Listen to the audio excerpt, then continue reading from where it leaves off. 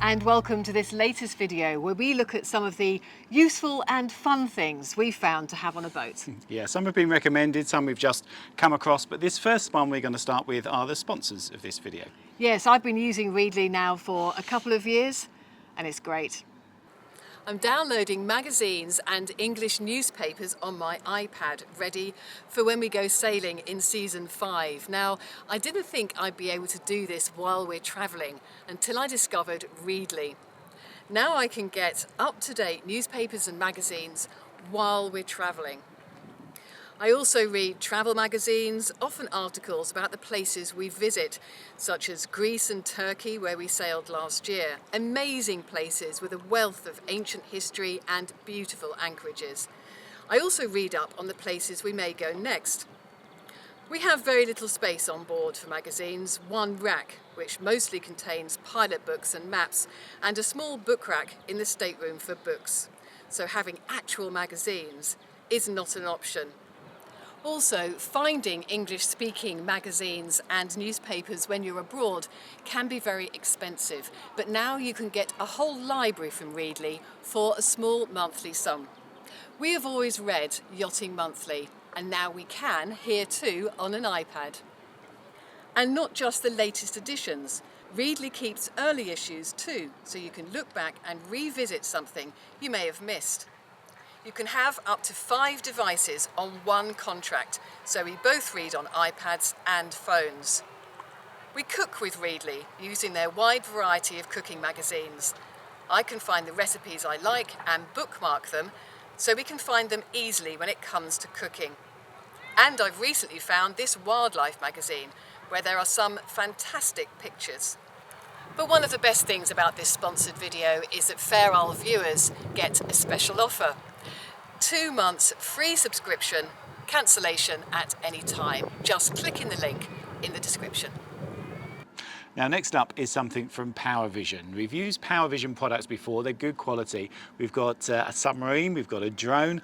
This one is called a Dolphin, and to be honest I wasn't sure what I was going to use this one for. But it is going to help you to fish because there's a special gadget that you can attach onto it which helps with fishing. So even I might get involved in the fishing this season. It's definitely a fun way of fishing, but it's got lots of different uses as well, and I keep finding extra uses for this. I'm really looking forward to using it this year.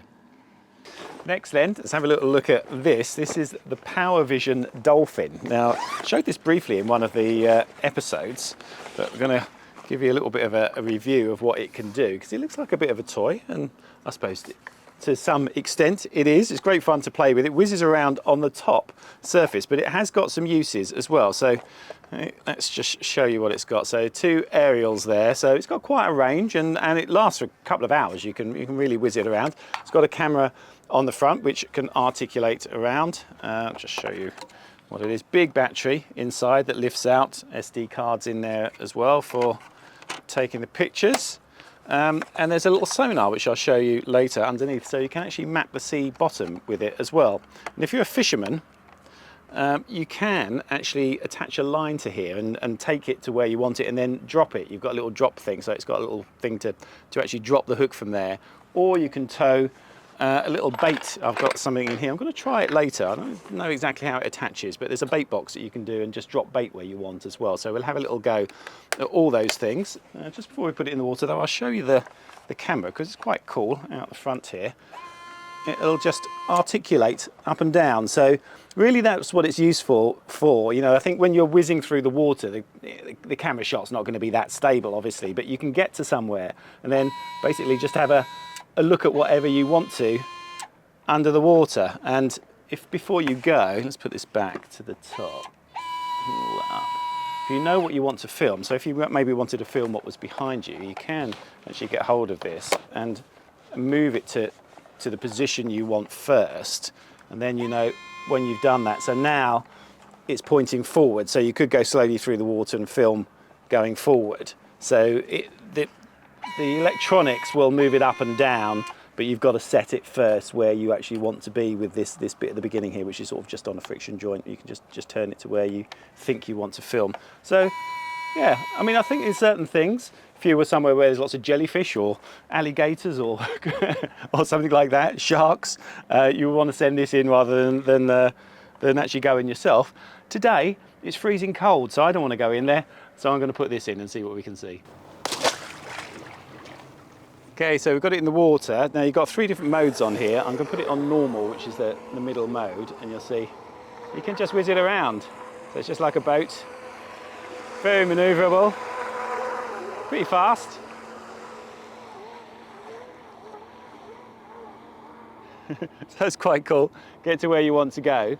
But basically what you want to do is get where you want to go and then do some filming. So best then to switch to the underwater mode here, and then I can articulate the camera down, and then it'll just move slowly around through the water. So those sorts of things that we've had before, where we've been over shoals of dolphins rounding up sardines. This was just off the coast of Portugal. We saw all this. You could have just launched this, because sometimes they're a little way in the distance. I mean, luckily some came close to us on this occasion and we got a quick shot with a GoPro. But this sort of stuff, you see things happen and you can just take it over, and it's not too intrusive. It's a tiny little thing, and get some really nice pictures, I think. So it's going to be really cool for that. So I think that's going to be its main use for me.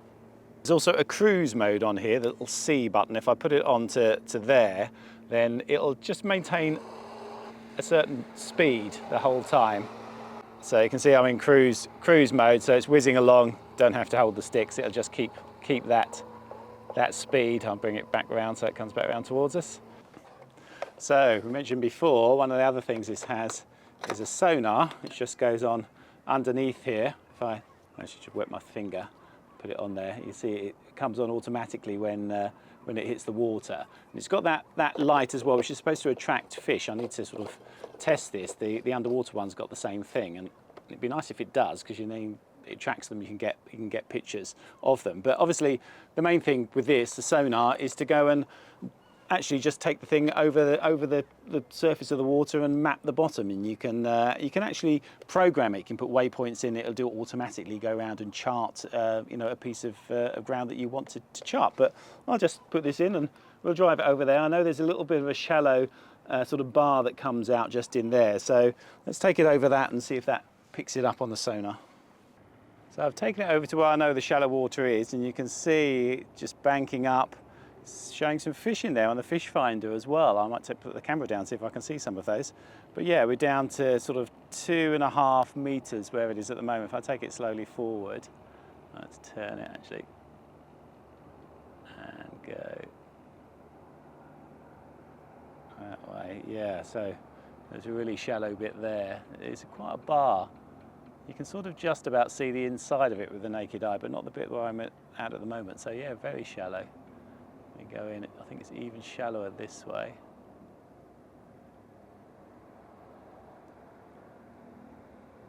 So we're coming right up to the shoreline here. It doesn't want me to go any further. I'll just turn a little bit and go out. They all seem to work well. And just hit the return to home button. It asks you if you want to auto return.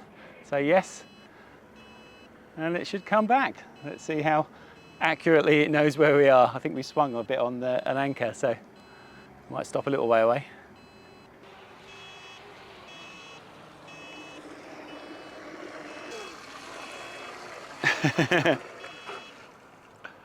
It did that little circle all on its own, I don't know why, at the end.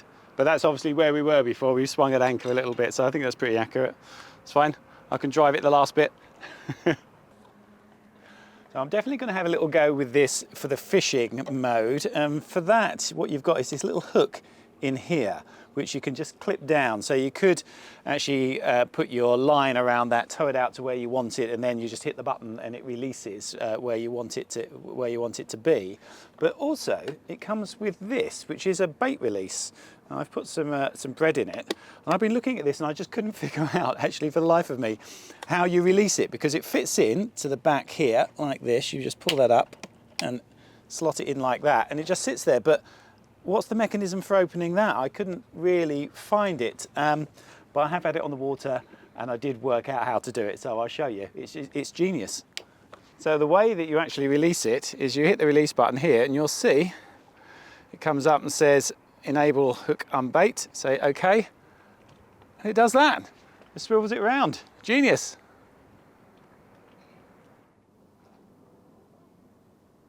Now I do admit when we first got this thing I thought, well, it might be a bit of a gimmick, but actually I think it's going to have loads of uses for us, so I'm really glad we got it. Yes, I'm looking forward to using the Dolphin, especially if it can help us to catch some fish. Which brings me to the next useful item in this video, which is pans, and particularly frying pans, without handles. And these ones can be used on an induction stove, which is very useful now we've got our solar and our lithium. When I was first looking for pots and pans for the galley, I wanted something that was easy to store in a small space. So I found these. Now, the most obvious thing is they haven't got a handle, so you can fit them into each other. 3 different sizes. This is the handle. So you just clip it on, and then you can fill it with water or whatever you want to do, and then you put it on the gas hob here, which we have. Now, this is gimbaled, and of course, when you're moving, this can get knocked. So the good thing is that you can unclip it, and then it won't be knocked while it's actually cooking. The other thing that's important to us is that these pans are compatible with our induction hob. Now, we're in the marina at the moment, so we're using shore power.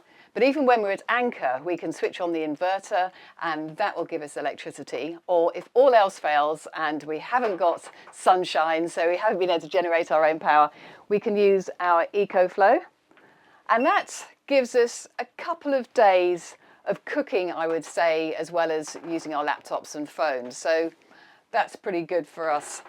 In fact, we like these things so much that we went out and we bought these pans. And again, they come with the detachable handles, which are crucial, especially when you're underway sailing. These are called Tefal Ingenio. We love these. We use them all the time. The only thing I would say is I would prefer ones with lids. I was looking for ones with lids. So if anyone knows of pots like this, detachable handles with lids, let us know. Now this next item might seem small and insignificant, but as anyone who lives on a boat knows, these things are really, really useful. A printer that does labels is something you have to have on a boat because you need to know what things are, where things are, what they do, whether it's switches, whether it's little bits of equipment. I use it for the camera equipment as well. This one is just the best one I've found to replace a really big old clunky one. It's something I found on Amazon and it's great.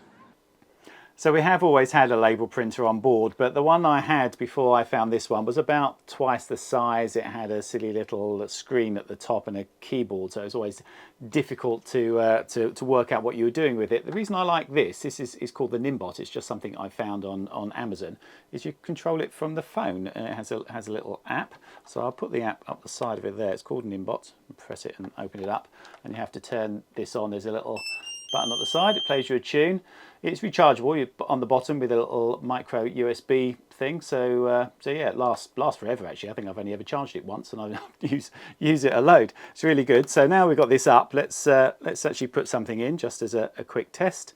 You can just press in it. I'll just put in test and says OK. And let's make it bold. Underline it. Make it bigger.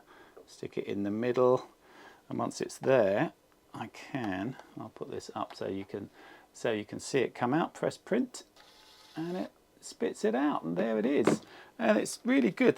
We could just rip off on the top there. So little labels, as I say, you can get different sizes for this, and they don't rub off. It's a thermal printer. They're very thin, so you can stick them to things like these. This is what I've been doing at the moment. This is all my cards for the cameras. So I stick them on the labels there, even tiny ones like the little micro cards here. It's on there just so I know which card goes where. But obviously all around the boat as well, lots of different labels for different things. You can get different colours, different sizes. You get one so you can put it around electrical cables, that sort of stuff. Really versatile, I think. I'll just show you inside. You open it up and there's just a label roll in there. But yeah, really good. Thoroughly recommend it. Now, this final item is something we don't yet have on our boat, but we know people who do, and it's really useful for doing longer passages. Yep, something we're researching now, different things, comms when you're offshore, different things for offshore. So this one I think is going to be really useful, and it's definitely something that we will be getting hold of before we cross the Atlantic. And it's very small. I like small things. So that looks tiny. That's the advantage, is it? I think it is. It's waterproof. I clip this on my jacket. Robbie clips it up at the helm so that he's getting great surface all the time, and he's in his cabin texting his friends in the middle of the Atlantic Ocean. Fantastic, because that was the key thing, that you can go almost anywhere. Anywhere. And it works. And all you do is turn it on. So, you know, when you're doing inReach, you've got to turn it on, and then you've got to wait for it to come up, and then you go to your apps and you start sending emails or messages. This is just so instant. I can send it from here or from my phone. And this Okay. is the receiver, so I can put it wherever I want. So it's redundancy, too, that for $400 plus my, you know, whatever my plan is a month, I can have a redundant safety And you have a tracker. plan for when you're traveling, but then can you just switch that off? You turn them off whenever you want. So they have different plans. One of them is a plan that you turn on and off Right. whenever you want. There's no, you know, oh, I got to redo the plan. But we've been on a dock now for about 5 months. It's been off the whole time, just purely off. So, you know, there's all these different levels. And coming back to the app here, then how does that work? What can you show on Yeah, there? what can I show you? So, being like someone who hardly uses it except for texting, you can see that it's normal text. That looks like a phone text thing. It's just doesn't like it? my phone. That's Fantastic. why when you get used to it and everyone knows I'm on this now, which goes to their phone just like a text. Right. So I tell them, this is not my phone, this is my inReach. It's Okay. different. So when you reply to me, reply to this, not my phone number. 'Cause Okay. it's different. So I always let them know. And you're just, like I say, Robbie, our young crew member, was down just chatting. He'd come back with stories of home, and we're in the middle of the Atlantic, and I'm like, so did you talk to your parents? Yeah, I talked to my parents, I talked to Lauren, I talked to everybody. So And you can get the weather, presumably that's the other you can serious get thing. weather Yeah. on here. I don't do that, so I'm not going to be the person, but you can see our tracking Yeah. going across the Atlantic there. It tracks you. I didn't set it up to do that. It just does it. I am going to get another one for this boat on our next serious passage, because the more I think about it, the more I feel this is like just a critical and most brilliant safety device. And we've got a few in-depth films coming up in preparation for our Atlantic crossing. Things like the Orca, which we've got at the moment. I'm just waiting for a little cable so I can connect it into the boat system. But that's a navigation system, which is going to be really useful. Yeah, it is. You can never have too many ways of navigating, so it's good to have some redundancy. Yeah, and this one will go to its own tablet, which apparently you can read in the sun. I haven't got it yet, but definitely want to test that out. It sounds great. Hopefully we'll get some sun. Now, one of the reasons we do these films is because there's always new things coming out, new ideas, new gadgets, and we'd very much like you to let us know about the things that you found that are useful as well. So do leave us some comments on the video, and thank you very much for watching. Thanks for watching.